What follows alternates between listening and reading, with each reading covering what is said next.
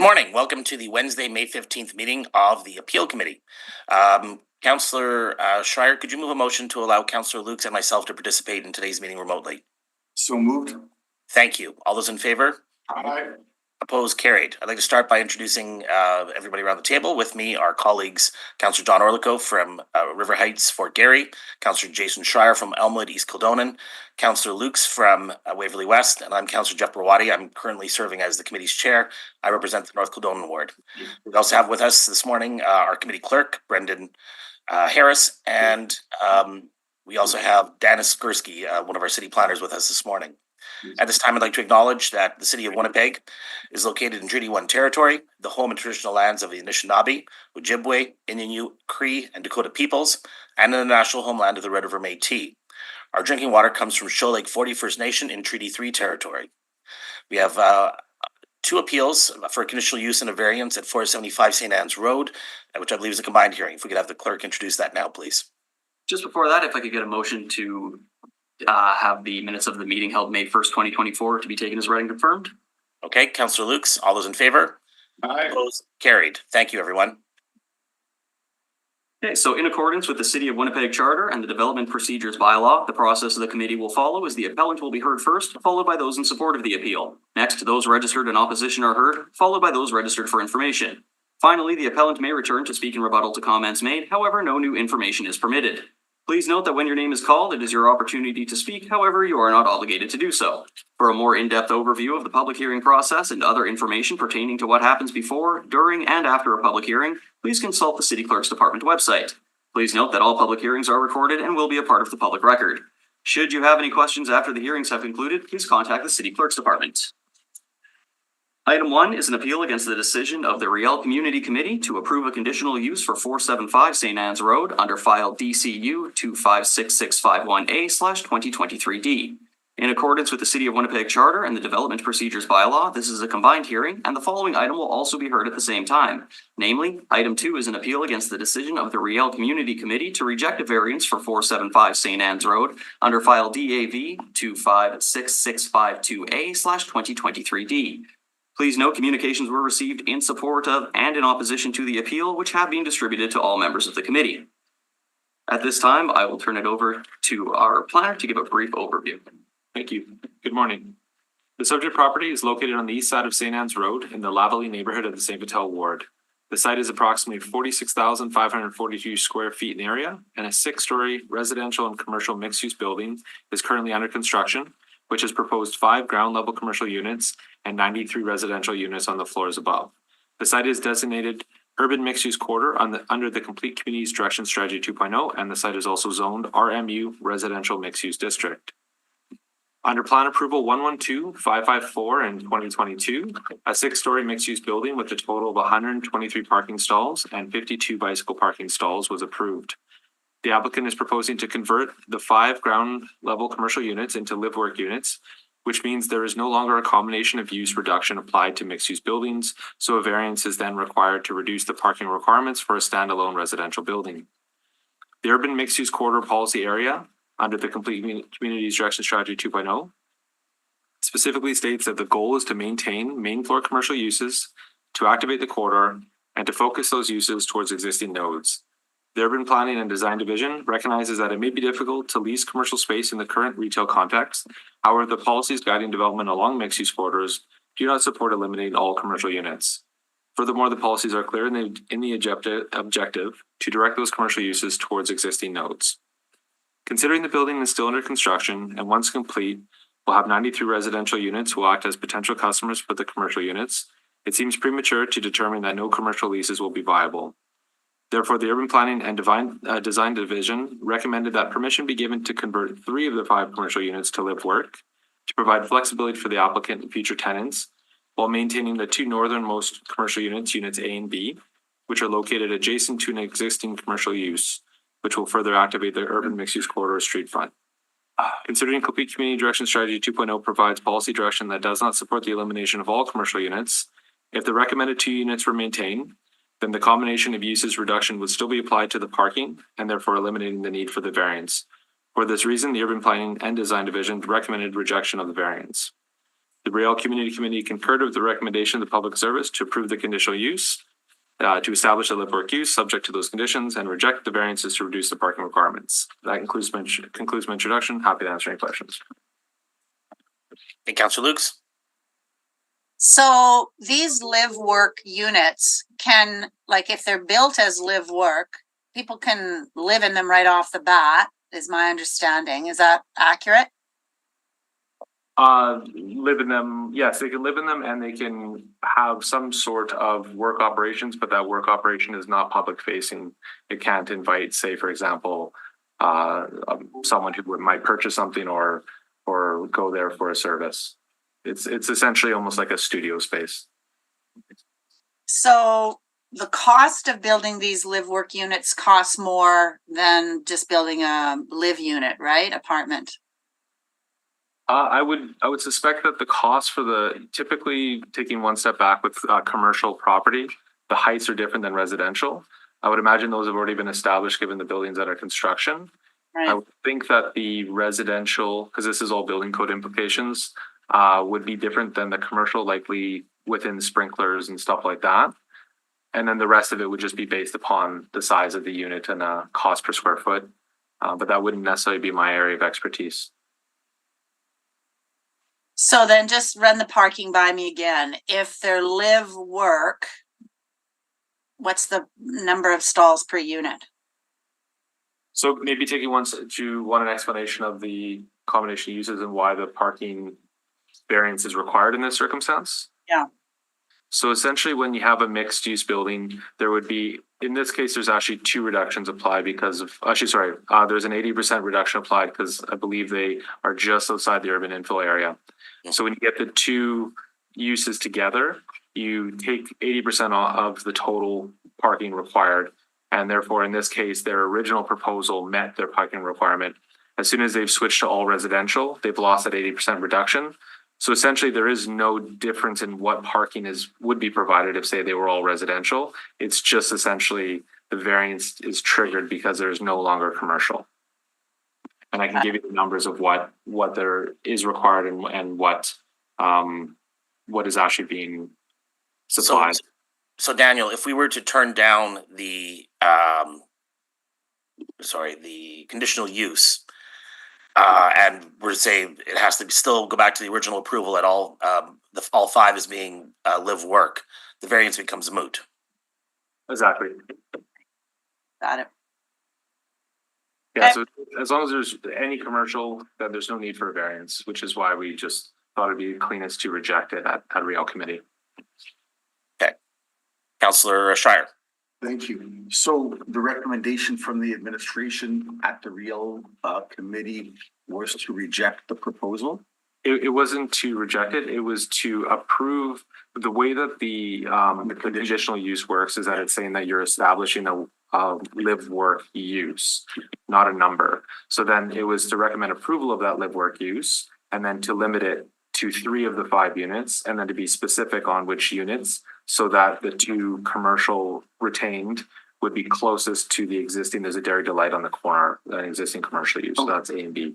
Then the use changed after approval? Is that what happened? And they were no longer using it was no longer a live work type of plan? It changed after approval? Is that what we're talking about? We haven't actually gotten to the point where any live work has been established because the applicant has appealed the decision of the Real Community Committee so that they could have presumably all live work units. But it's in process of construction right now. Mm-hmm. Yeah, so the construction, if let's suppose everything was rejected, let's say they said, no, we actually don't think any live work should be established, they would just be going back to their original proposal, which is 5 ground floor commercials. If with the Real Committee, then it would be permitted to have 3 live work and 2 commercial, and then the variance would be moot. It's not required. And then obviously if it was to go with the applicant and say that you would like to go ahead and have all live work units, then it would be modifying the decision of the Real Community Committee. And then you would have to look at the variance because it would make no sense to reject the variance at that point because there's no way to put more parking in there. It's kind of a bit of like a bylaw workaround sort of thing in the sense that there is There is no real change to the parking. It is just the fact that there is no longer a reduction applied because So it to- is residential. So to understand, Daniel, the Riel Community Committee sort of met the applicant halfway. They started construction with the understanding to be 5 commercial units. That's what they're building. That's what they have approval for. They went to appeal it and they sort of went halfway. So they're sort of gambling. Like we could go the other way and say, no, they have to all be commercial and too bad. So they literally are gambling that they're going to get the same or better outcome from this appeal body. That's would be my understanding. If it was the will of this is the final authority. This Right. here. Okay, understood. Any other questions? I guess we're probably ready for the appellant then. Did we, sorry, Councilor Brawadi, if I may ask, in the previous meeting at Riel, can we talk about, are we allowed to ask about this? I didn't realize the relevance of it, so I didn't research this. How it went in terms of who was at that hearing for the conditional use and variance application. Was there a hearing? Was there conversation from different sides of this, for and against There was submissions submissions? against, but no one was at the hearing from my recollection. Okay. It was just discussions with the applicant and the committee and obviously public service. And what is the name of this neighborhood? This neighborhood, Lavalley. Lavalley. Okay, thank you. Okay, I think we're ready for the appellant then, please. Okay, so this time we'll go to the appellant, John Winthrop, who is also the applicant on the file. John, you'll have up to 10 minutes to make your presentation after you state your name, and we'll just get the presentation set for you.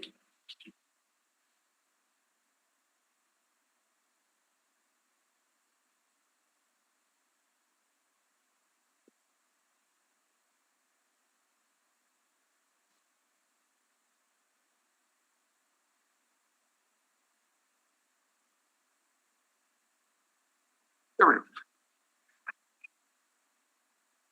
Good morning. Good morning, councillors. My name is John Witch, professional planner representing the proponent of this project, the owner of the project. I think this is my 4th appeals committee this spring, but I'm glad to see some fresh faces around the table today. I'm here for 475 St. Anne's Road. As you can listen to, it's a live work. I'll go through a presentation, but let me be clear on this. It's either 5 live work or 4 or 3 or 2 or empty spaces. We've been unable to find any tenants for the commercial. So it's either going to be empty spaces or live work. We are the applicant and the appellant on the conditional use and the variances here for the appeal hearing that we require this before we can get an occupancy permit for the live work. We're looking for 5 live work units and we have 123 parking stalls. We went through the Riel Community Committee. We appealed their decision. They only approved 3 of the 5. We're looking for 5. We are actually in construction stage. This has been an ongoing project since 2020. Even beforehand, I've been involved in this project for about 5 or 6 years now. We've had multiple public hearings at the Riel Community Committee, including subdivision rezonings, closings of public lanes in the back, reconstructions of public lanes. We've gone through plan approval, permits. We're in the construction. We're actually looking for occupancy as early as this fall for some of the units, for the residential units on the floors above. We are at 475 St. Anne's Road. If you're not familiar with it, we're in the middle of the block between Hindley and Worthington Avenue. We're 1 block north of the CAA building that is down on St. Anne's Road, if you're familiar with that building. We're about 650 meters north of Route 165. I apologize, I'm not able to say the name of that new street because it takes me a while to learn names, and I will butcher it if I try.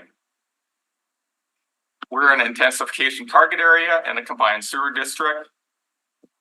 As mentioned, we're in a recent communities, we're on a corridor.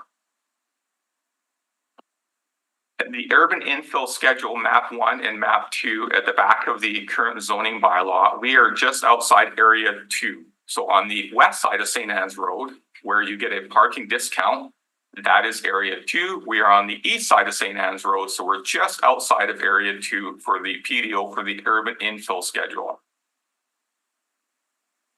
Within 15-minute walk of this, there's a number of varieties. We are 2 minutes north, or 2 minutes to the south of us is the Sobeys Boston Pizza at the, I think it's called the Festival.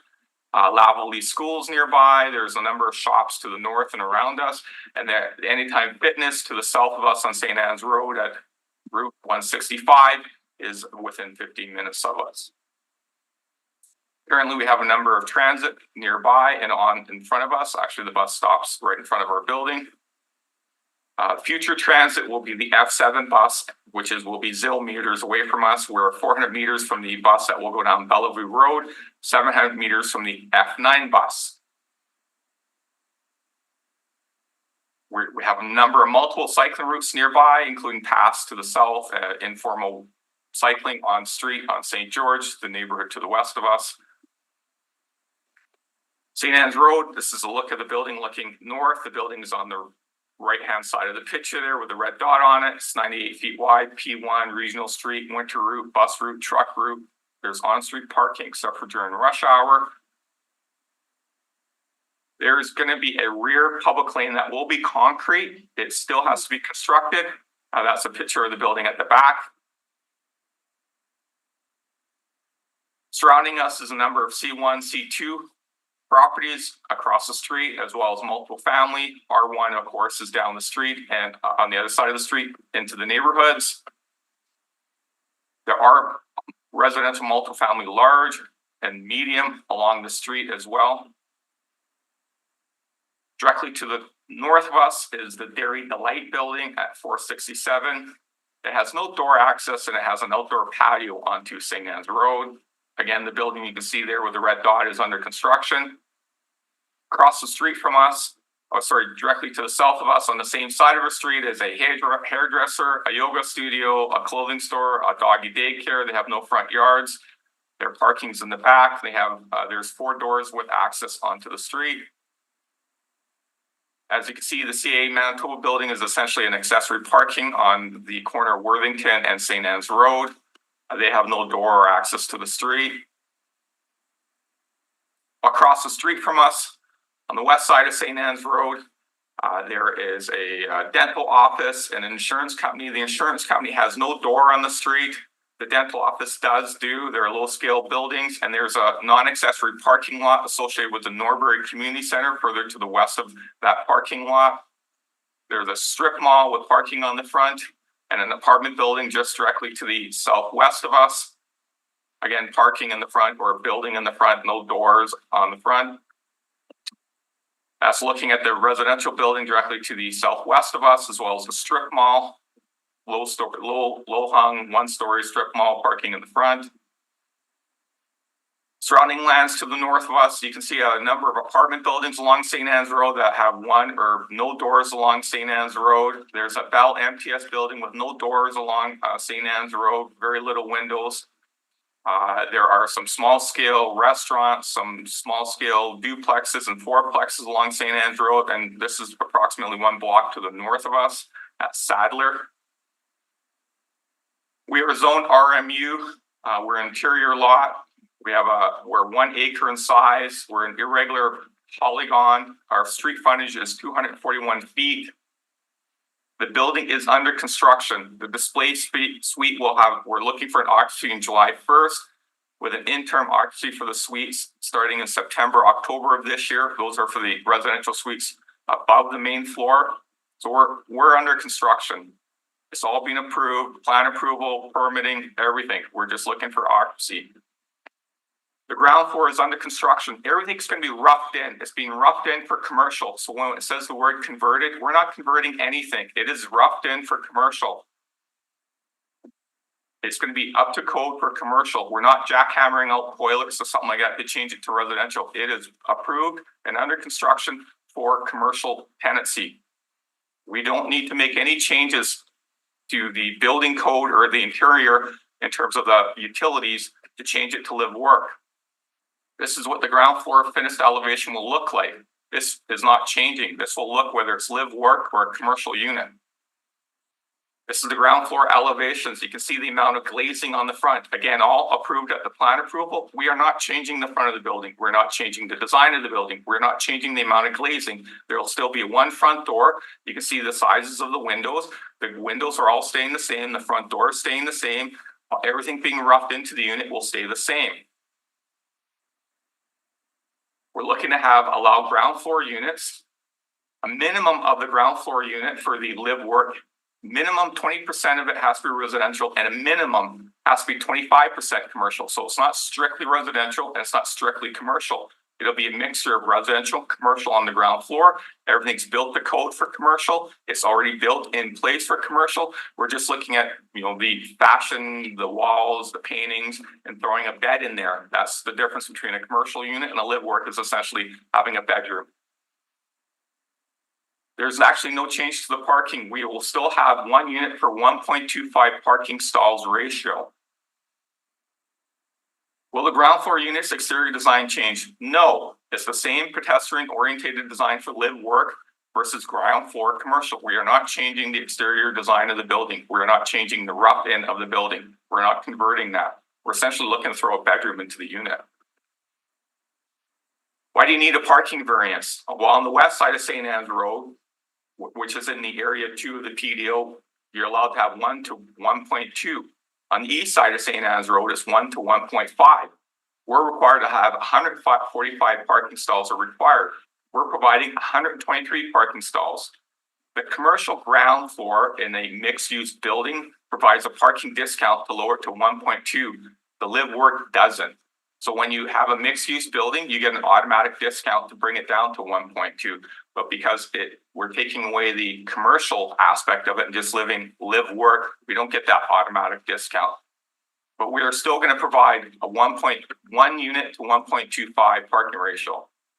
Will the ground floor unit be animated with live work? Yes, a large amount of glazing on the elevation, multiple front entrances on St. Anne's Road, same design and style as ground floor commercial unit. It will look the exact same. Standing in front of that building, you would not know if it's live work or if it's commercial. Will there be more or less vehicle traffic and will parking be a problem? Live work requires less parking, 5 parking stalls, and commercial requires actually 28 parking stalls. We have 93 dwelling units plus 5 live work with 123 parking stalls and 52 bicycle parking stalls. I'm almost Extension? We can't hear you, Councilor Brawadi. All right, we require a time extension. Okay, Councillor Shire moves extension of 2 minutes. Yes. Those in favor, opposed, carried. Will approving the conditional use permanently prevent ground floor commercial? No, the RMU zoning will continue to allow ground floor commercial. Everything's being designed for it to be commercial. All we're looking for is to allow live work flexibility, especially in today's market. There is more demand for housing today, right now, than small scale retail. That is a fact. Will approving the conditional use for live work make the ground floor entirely residential? No. The zoning requires a minimum of 25% of the ground floor commercial to be live work. Again, we're looking for flexibility. We're looking for somebody who wants to have a unit and a place to live and run a business. There's far more of that today than people who are looking to have just a retail unit. So we're looking for the approval of 5 live work. It just gives us the flexibility to allow someone to move in there right now to run a business. They're required to run a business under the zoning bylaw. The front of the building won't change. The utilities inside the room won't change. Essentially, it's just the inside of it you could have a business in there with a kitchen, a coffee room, etc. But you can't have a bed. So as soon as we put in a bedroom where live work, that's all we're looking to do is add a bedroom into the unit. It could be easily removed and go to commercial. If the demand for commercial increases and we want to have that commercial in there to outbid live work, fantastic, that's great. We'll go in that direction. We can get better rent. But right now it's either a vacant space or live work. We'd like to have something in there, especially if we can accommodate somebody's need for housing today, which is pressing right now. I'm happy to answer any kind of questions on this project. Okay, I see Councillor Shire and Councillor Lukes. We'll start with Councillor Lukes. Okay, so you want 5 live work and the committee only wanted to give you 3 live work. Is that correct? That is correct. Okay, so they only wanted to give you 3 live work. You want 5 live work. Okay, so in the 5 live work, you're projecting that these will be people living in them and Operating a business. They're right. required to have commercial space under the zoning bylaw. So what is commercial space? What's that definition? It would What- be, it could be something like an appraiser or an accountant or somebody who has ground floor on office space at the front of the building, and then back is their, kitchen and their living quarters in terms of a bedroom. It could be a massage therapist, it could be a dentist, it could be something small scale. Ideally, right now, we're finding a lot of people are, especially during the pandemic, working from home, and then they started a lot of small businesses, and their home occupation is bigger than perhaps what the zoning bylaw will allow to operate out of their house. Well, this is a perfect situation for somebody who runs a business, has customers coming to them, a major home occupancy, where they have customers and deliveries, etc. Physiotherapist, an appraiser, a realtor, but then they can live in the back of the unit where they have their kitchen, which would be a coffee room that you have in a business. And then now you just have a bedroom. So would they put like a sign up front saying what they are, or no sign? Yeah, ideally, if that's their type of business, again, accountant, appraiser, physiotherapist, dentist, massage therapist. These Right. are, people who require clientele to show up at usually their place. Sometimes they're home occupants, but it's a major home occupancy that necessarily we don't want in people's houses in residential neighborhoods. So this is a great location to do it. There's more Okay, so- demand for that.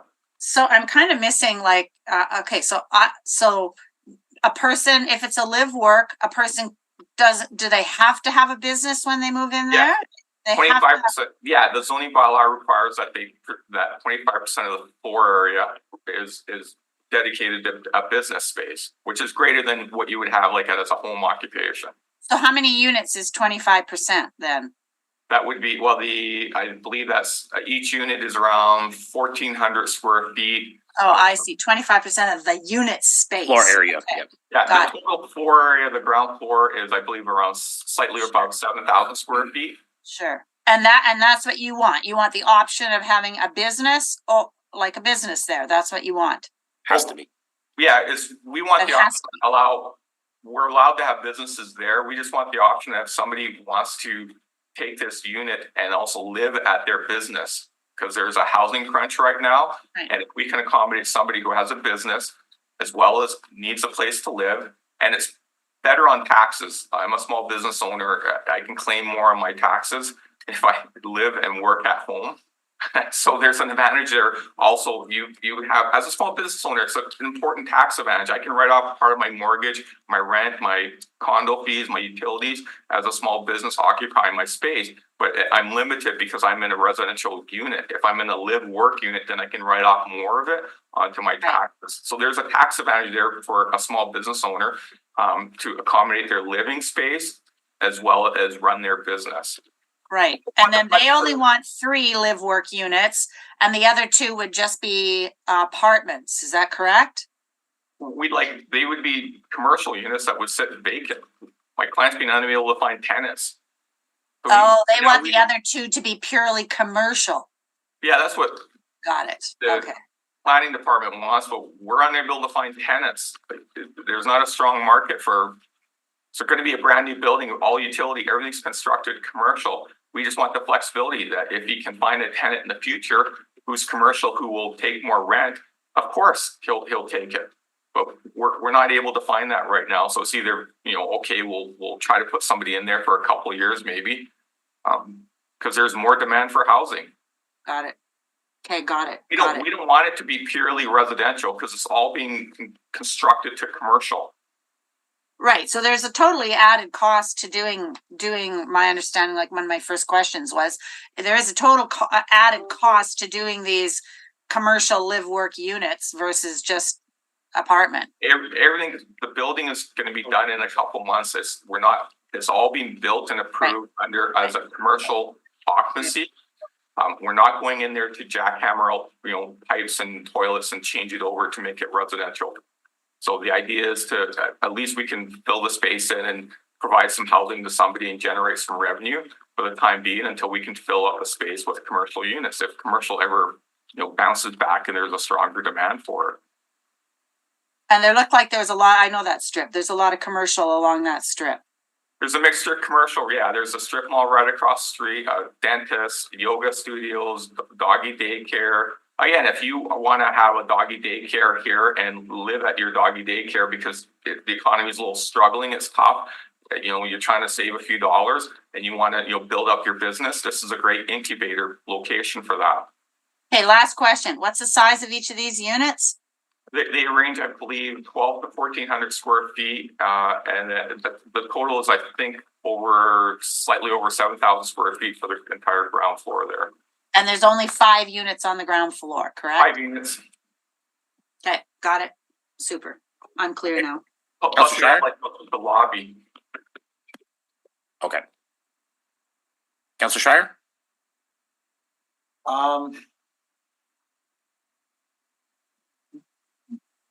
Why was this dealt with, or how was this issue dealt with in the previous hearing on community committee?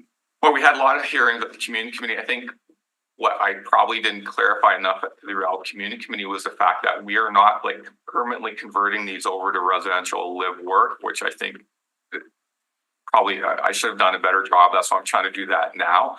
Is the outside is not changing and the inside, the actual like building code is not changing. We just want flexibility. We're not permanently converting the space over physically. We're at most it would be decorative on the inside to make it residential and just simply adding a bed. We're not changing the wiring or the circuit boards or the plumbing or anything like that, or the HVAC system to make it into residential or lowering it. I think that's what I did not communicate clearly enough at the last hearing. Okay. And so what is the current ratio and what do you wish the ratio to be again? For parking, No, sorry, for a commercial or for what we call live work. yeah, we have approximately 7,000 square feet of commercial space that we could cut up into or subdivide internally into 5 units, because there's going to be 5 doors facing St. Anne's Road. They are, as you can see, roughed in already. All that stuff has been roughed in. We're looking to have all five, like the entire ground floor live work. So right now it's 3 and 2. Yeah, 3 and 2, and And you want 5. what we're saying is the 2 units will just sit vacant. Thank you. Any questions? John, go ahead. Counselor Orlico? Thank you. So what I'm hearing you say is that at the price that we're offering our commercial units, no one wants it. There's a lack of demand, so my client's done a, So again, Yeah. that's what you're saying. So but again, have you looked at lowering the price of the commercial to do this offset? Maybe you're charging too much. I don't know what you're charging for commercial space, first, not me, or the developer. That's Again, I'm representing either. yeah, representing the developer. So could they not lower the price of the commercial units and There's for a 5 years until the market goes back up? Yeah, there seems to be a lack of demand right now for Right commercial. now? Yeah, Yeah, okay, so you made the wrong call at the beginning, it's the commercial, and then the developer said, oops, at the price that we're asking for, we can't get anybody in the commercial. So has there been any consideration by the developer to lower the price, for those commercial units, supply and demand? right now, we can go back and look at it. So We may it have, depends on my, then let's sit vacant, like or you'll lower the price, but again, there's choices. there's a much stronger demand for residential, much stronger demand than commercial. And that's right, you're shifting from that, and you realize somehow this new demand for residential popped up, and you need to change the application, fair enough. I just want, All we did was change the application. We're not changing the building, no, I got that. we're not Changing the application. roughing in anything I different. didn't ask you that, I got it. Yeah, fair we enough. want the flexibility to have So live work. I know you want the flexibility, who doesn't? More flexibility, it's good. Or you lower the price, other options, there's other options on the table, the developer can choose. This is, we're saying, just want the flexibility, you also have the flexibility of what you charge for the commercial. Well, it's a brand new commercial space, and at some point, lowering the price to where you're not making money and you're donating money to subsidize the businesses. So would you agree that leaving it empty also lowers your value you get for it, zero? Yeah, Rather than zero, lowering the price. giving it away for $1 doesn't help your bottom line Say $1? either. I don't think I recall saying $1, lowering the price. I'd be happy to, So here's my view on this. I'm a small business owner. I could volunteer my time here and not pay my mortgage either, but I can't do that. I'm not in a position to do that. So I'm not lowering my prices either. I can't ask somebody else to lower their It's all prices. free market. You make a choice. You have to Well, do it. and we're hoping to appease to the market. Right now, the market says we need residential, not commercial. And So I got it. we're looking to respond to the market. Yeah, I got you. Thank you. I guess I can appreciate, the conditions can change, Mr. Winthrop, but I guess my questioning is along the same lines as Councillor Orlico. Your client made a business decision to apply for and get that parking discount that comes with having mixed use. So again, like even if, you lease out those commercial units at a loss, you still get that parking bonus. And there's a big advantage. You can have more residential units because of that mixed use than if it was all, mixed, all residential all alone. So it sort of seems like a sort of after the fact, waiving of that parking discount that you got because you applied for it on a major corridor. Would you not agree? Well, if the city of Winnipeg actually had me, and if I was on the west side of St. Anne's Road in area 2, I'd have that discount automatically. If I look at, if the city of Winnipeg wanted to waive parking requirements like they're doing in Edmonton, Ottawa, Vancouver, Regina, and I can list off dozens of jurisdictions where they're saying you don't need parking anymore. Yeah. I'm right next to Rapid Transit. I'm 0 meters away from a Rapid Transit stop, but somehow you're on the west side of St. Anne's Road, you get that discount, but on the east side you don't, because the bus runs differently down on St. Anne's Road. So the fact that I even have a parking requirement is 1.5, the highest, again, I talk all day on this, the highest parking requirements of Canadian cities, major Canadian cities, is in Winnipeg. The closest other city that has a parking requirement that high for multiple families is the city of Vaughan.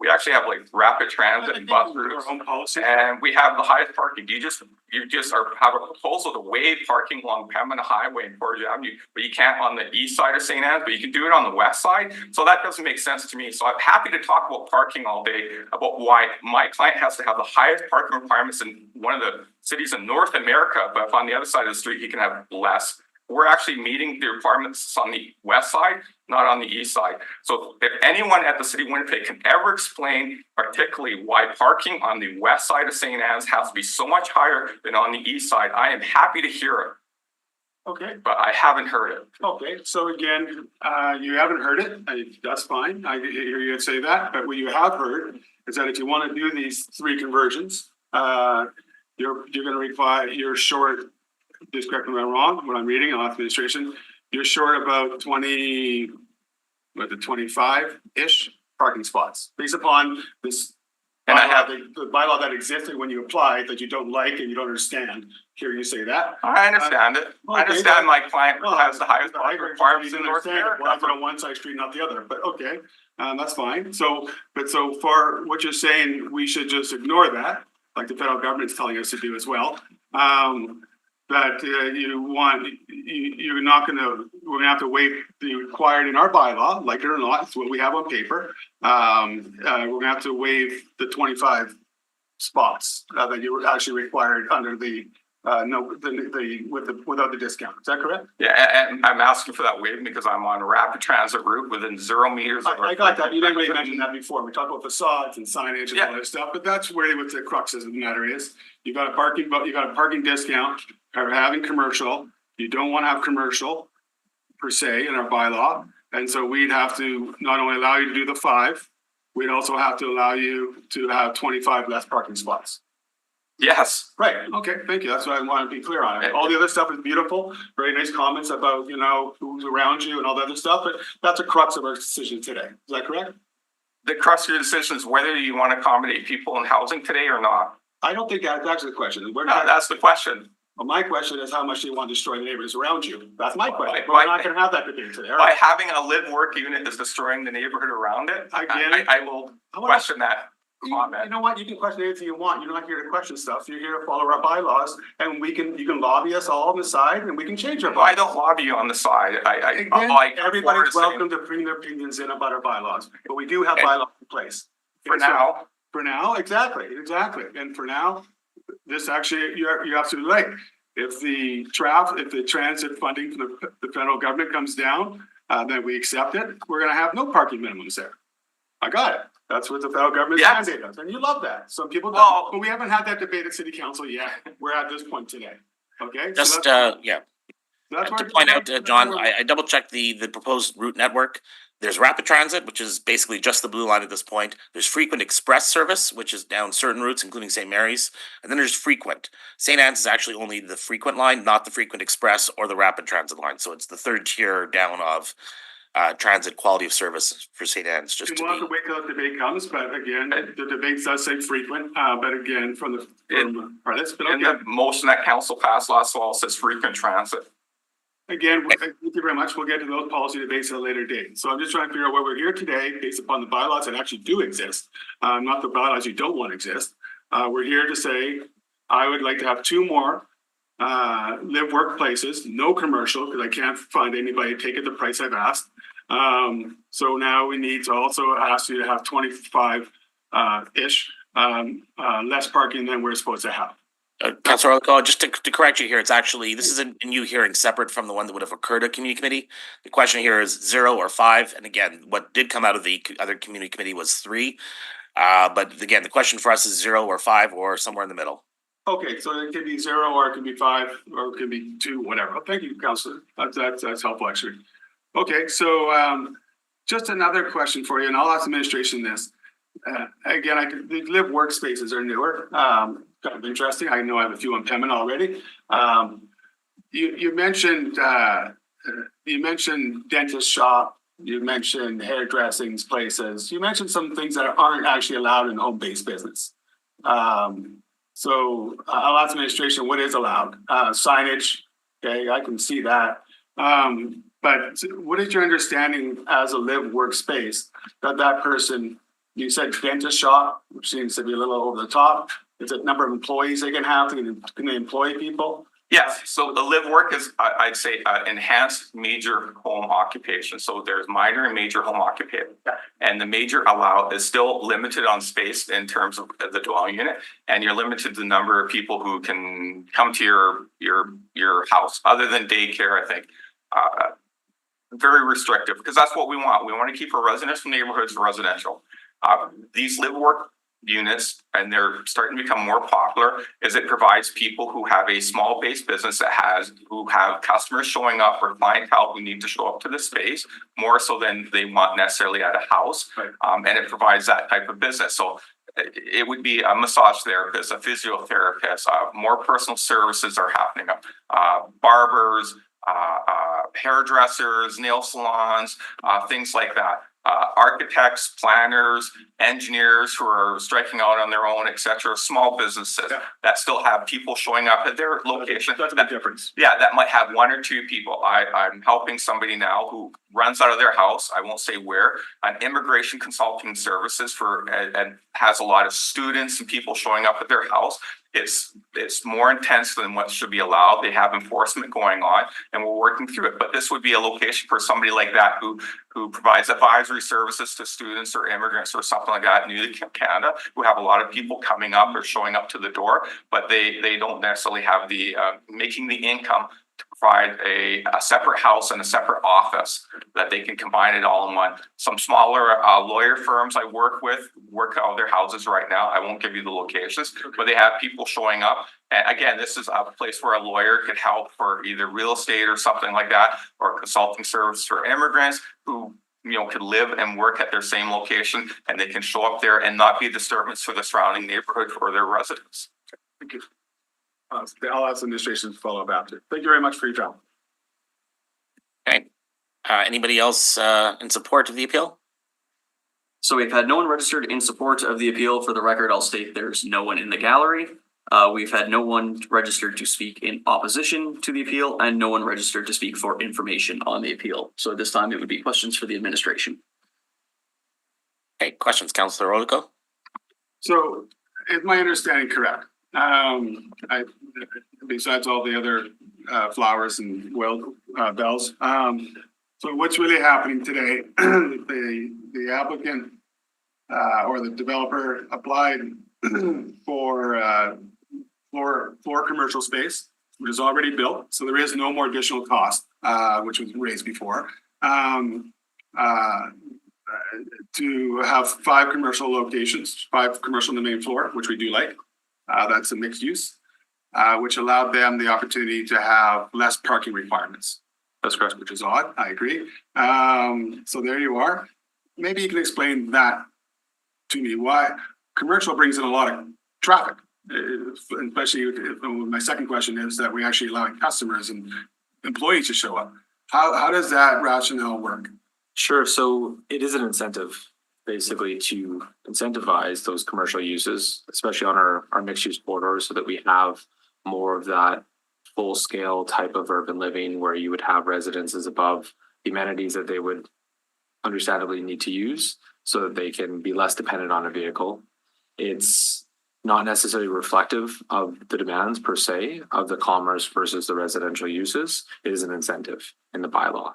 And then maybe if I might be able to clear up some definition issues that we Sure. might be having here with a dwelling, live, work, which Yeah. under the bylaw My next question. explicitly states means a residential dwelling unit that includes working space accessible from the floor area reserved exclusively for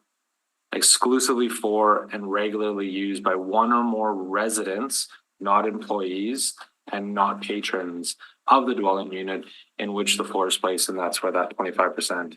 It's not a public facing business. This is a studio space. This is a workshop. This is someone's home office. These are fine. These are totally within it, but they're not public facing.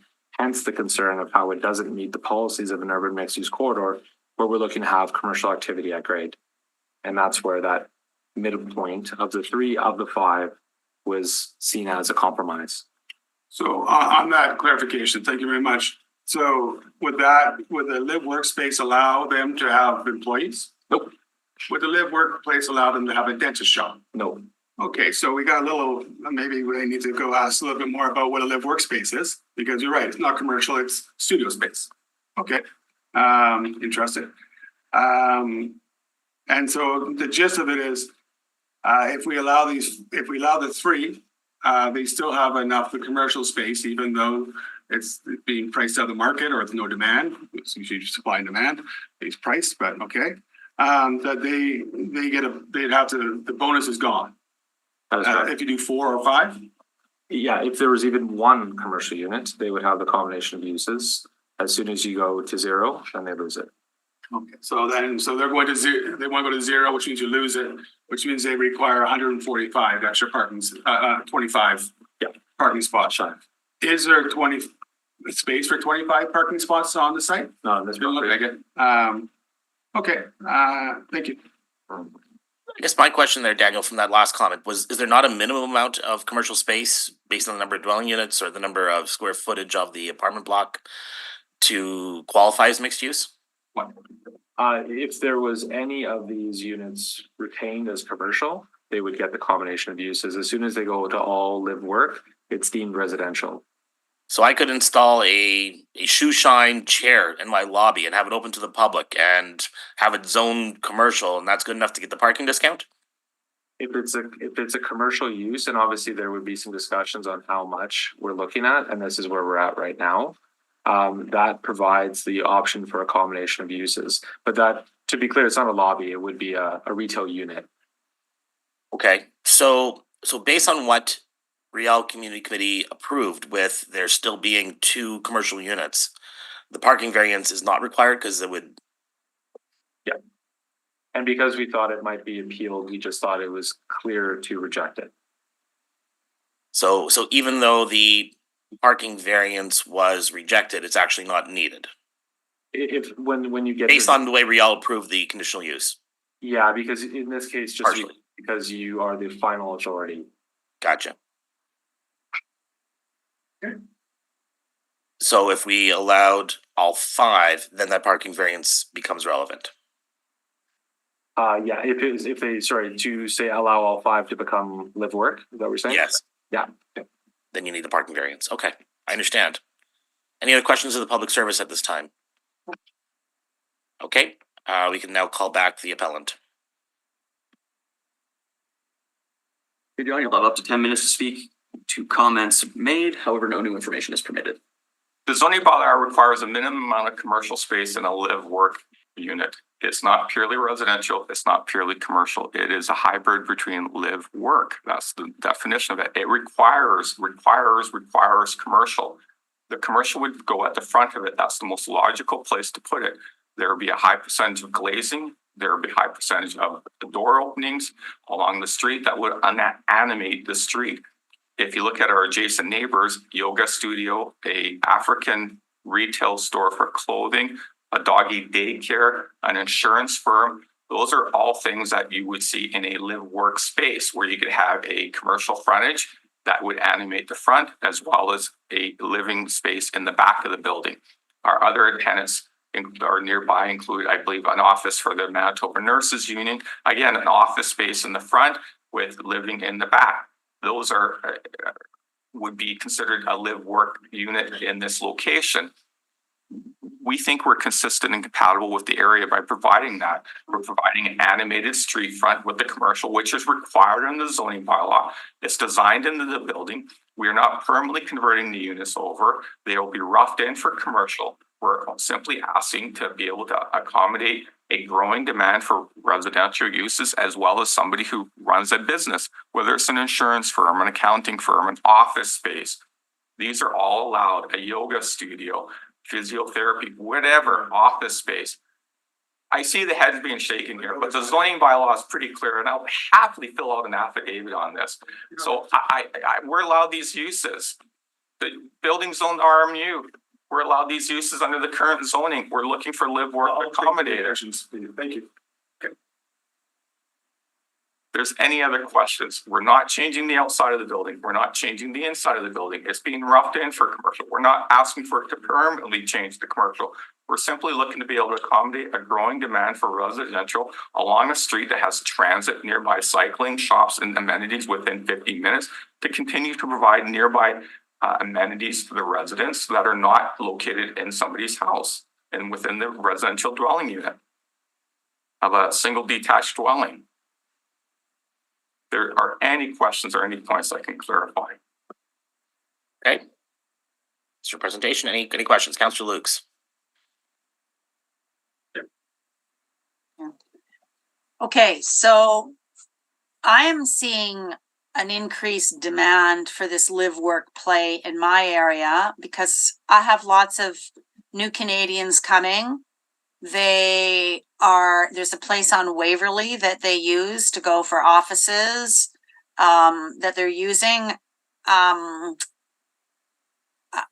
think it's an innovative approach to a new business model.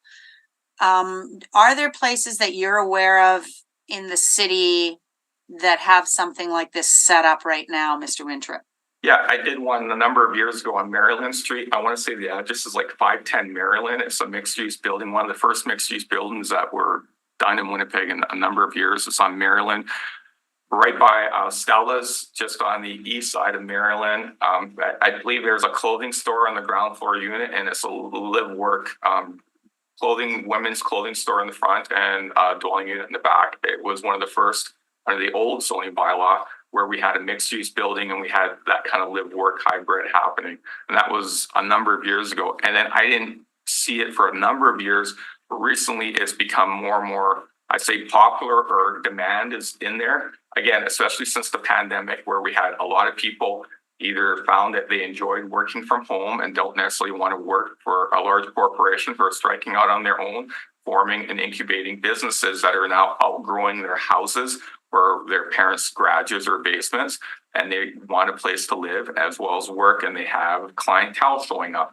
We don't necessarily want that in a single detached dwelling in River Heights or North Kildonan or in Charleswood. We'd prefer to see them located, I think, along a major corridor where they have clientele showing up and they have something in the back. I did one out on Pembina Highway. It was a company that they small scale business, a couple who sold supplements, protein powders, vitamins, etc. They had their living quarters in the back and a small retail shop in the front selling supplements. Okay. I'm doing one right now that's under an enforcement issue where I mentioned this. I've zoned R1 on a major corridor. It's a house that was converted, I don't believe with permits, into immigration service that operated for a number of years, and then a complaint arose, and now we're working through that of how to deal with that, because they have a number of people showing up and the neighbors complained. So it's either they have to relocate to a place where they can live, work, or they just don't have the economy of scale to be able to afford like an office someplace else and a dwelling unit someplace else. It doesn't work for them. I have more to do with enforcement now with people who are running larger major home occupations out of their houses than or garages than so I like to see a live work situation where you can move them out of their residential neighborhoods into a better situation. Okay. Any other questions of the appellant? Hear none? Okay, thank you very much, Mr. Winthrop. Thank you.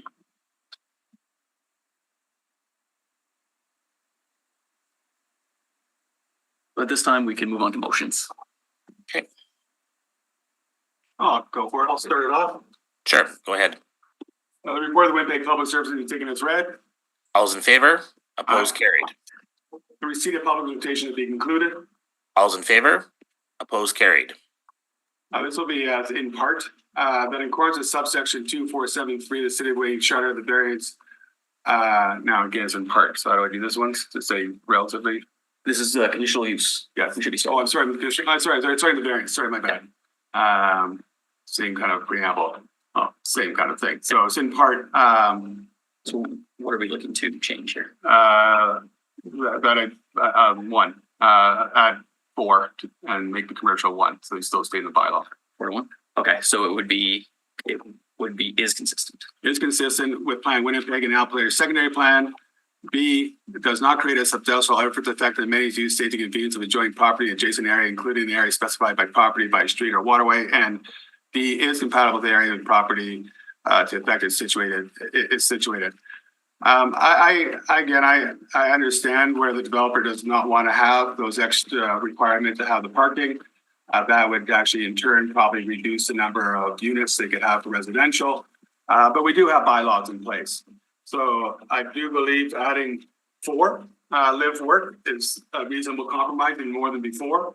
But still keeping that 1 commercial, still make sure our bylaws in place and doesn't allow developers to take the good and then come back and change it later on and say, well, I don't have enough parking. Well, you probably should have done less units. Regardless if you don't like the parking minimums or not, that's a debate council will have. So I believe, I think there is some questions about what actually can be actually used, those live workspaces can be used. But again, we'll let the permitting department figure that out at a later time with the developer. I don't disagree that having the live workspaces, I already have supported 2 already on Pembina Highway, both 2 buildings that recently bought up. They didn't have these type of issues, but they do have live workspaces there. I think it is a good addition. However, we do have bylaws in place. I do believe the developer could lower the cost of the commercial to attract somebody in there. And they did apply for that. And I'm not willing to waive the 25 spots, which they have on the parking to the variance that would require if we did all 5. Because that's just, to me, is you applied for one thing, you did so much parking, and now you're saying, I don't want that anymore, but I want no parking as well. The reduction, I want the reduction. That to me seems a little bit of a circular argument.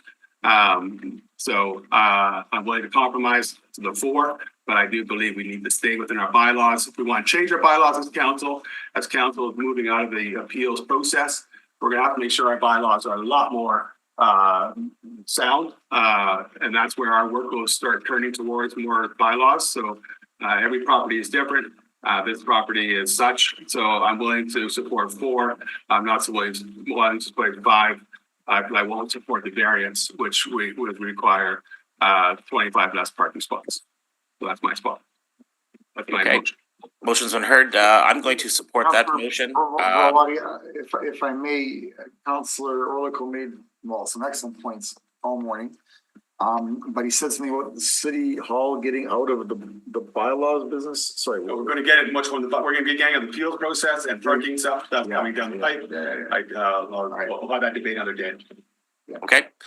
I'm gonna be supporting Councillor Orliko's motion. I agree that, again, I recognize sort of an arbitrary line drawn down St. Anne's Road, but that is what it is. There has to be a line drawn somewhere, and that's where, in this case, it happens to be. I support the idea that, we're not going to give a further variance on parking to make housing happen here, because we are already generously giving this discount on parking because of the mixed use, and I'm not willing to support that. So I was probably going to, turn down the appeal, but the one additional unit I can certainly live with, and that's I will support Councillor Orliko's motion here today. Councillor Sure. Lukes. I'll support Councillor Orliko's motion also today for basically the same reasons. I do think this is an innovative approach by having these live, work, play, or live, work. Yeah, and the whole parking rationale on St. Anne's is a debate for another day. It's crazy, and I totally agree. We've got too much parking, period, but that's not what we're talking about today. So I'll be supporting Councillor Orliko's motion. Okay, Councillor Schreier.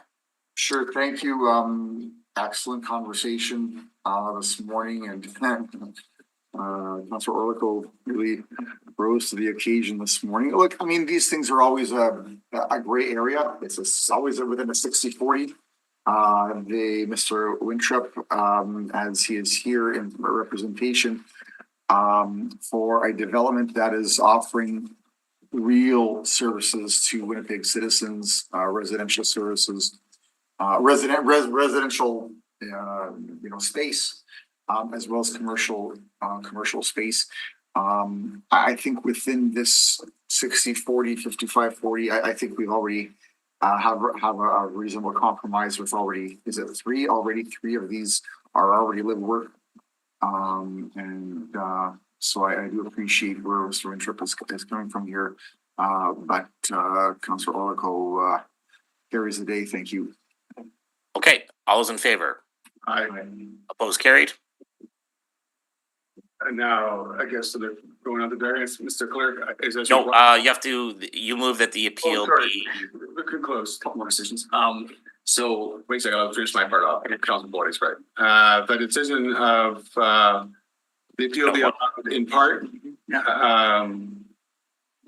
they were canceled. And the order cancel and DCU 256651/2023D be canceled. Okay, all those in favor? Aye. Opposed, carried. The decision of the Riel committee be not concurred in. Concurred in as amended. Be concurred in as amended. All right, all those in favor? Opposed, carried. Just for the record, we should state the amendments. Dan has sent some around, just to be clear, that's to change 3 live work units to 4. Right. And also that the 4 live work units shall be limited to units B, C, and D, B, C, D, and E. Correct. Correct? Okay. Thank you. Thank you. Okay, that's understood. All those in favor? Aye. Opposed, carried. The public hearings respective to appeal be concluded. All those in favor? Aye. Opposed, carried.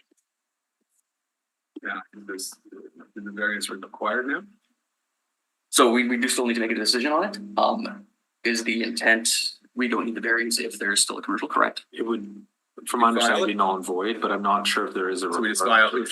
We would just deny the appeal, so we'd have to go through the motions. Okay. Okay, Okay, so should I do that, Councillor Boyd? please, you'll move that the report of the Winnipeg Public Service be taken as read. Okay, yes, that did it. Okay, all those in favor? Aye. Opposed, carried. Receive the public reputation to be concluded. All those in favor? Opposed, carried. In accordance with subsection 2473, City of Winnipeg Charter, the variance is not consistent with Plan Winnipeg and applicable seconding plan. B, does create a substantial adverse effect on the amenities, use, safety, convenience of the adjoining property, adjacent area, including an area separated by the property by a street or waterway. C, is not the minimum modification of the zoning bylaw required to relieve injurious effects from the zoning bylaw on the applicant property. And D, is not compatible with the area in which a property to be affected is situated. Reasons for it, the conditional use does not require this variance. Okay, all those in favor? Aye. Opposed, carried. The appeal be denied in order DAP 256652/2023D be canceled. All those in favor? Sorry, be confirmed. Opposed, carried. A decision by the Riel community be Concurred in. concurred in as before. All those in favor? Opposed, carried. That the respect of the public hearing be concluded. All those in favor? Opposed, carried. Thank you. Move to Okay. adjourn. Somebody move adjournment. Councillor Orlico, all those in favor? Opposed, carried. Thank you, everyone. Thank you.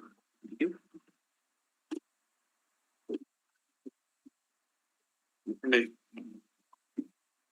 Sure.